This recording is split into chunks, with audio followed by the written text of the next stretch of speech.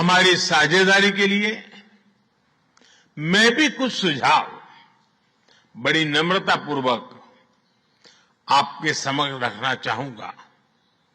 पहला है मैन्युफैक्चरिंग।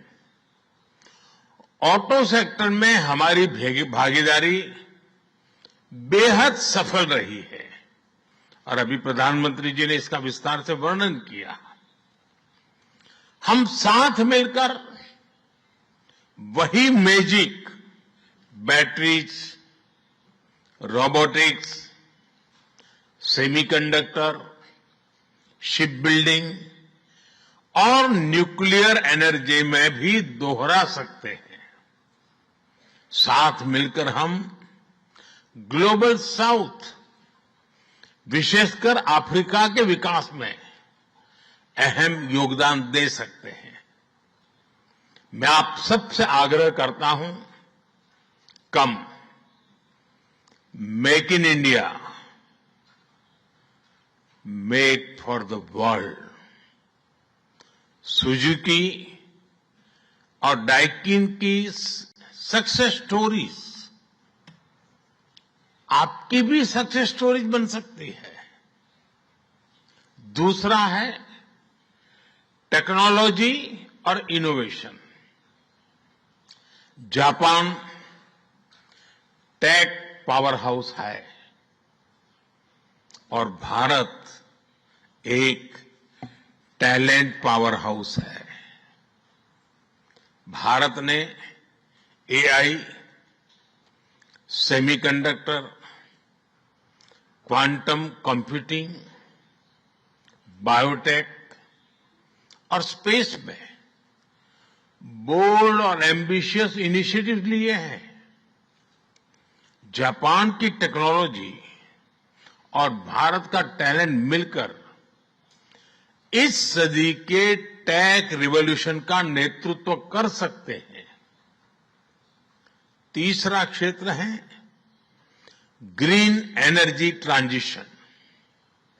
भारत तेजी से 2030 तक 500 गीगावाट रिन्यूएबल एनर्जी के लक्ष्य की ओर अग्रसर है। हमने 2047 तक 100 गीगावाट न्यूक्लियर पावर का भी लक्ष्य रखा है। सोलर सेल्स हो या फिर ग्रीन हाइड्रोजन, साझेदारी की अपार संभावनाएं हैं। भारत और जापान के बीच जॉइंट क्रेडिट मैकेनिज्म पर समझौता हुआ है।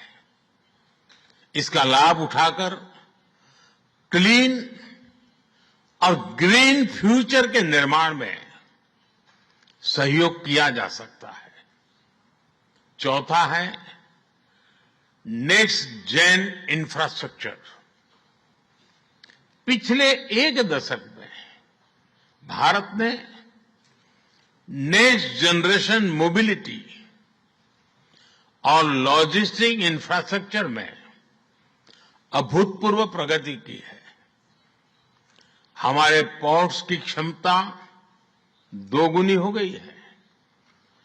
160 से ऊपर एयरपोर्ट्स हैं। 1000 किलोमीटर लंबी मेट्रो लाइन बनी है। जापान के सहयोग से मुंबई और अहमदाबाद हाई स्पीड रेल पर काम चल रहा है। लेकिन हमारी यात्रा यहीं नहीं रुकती।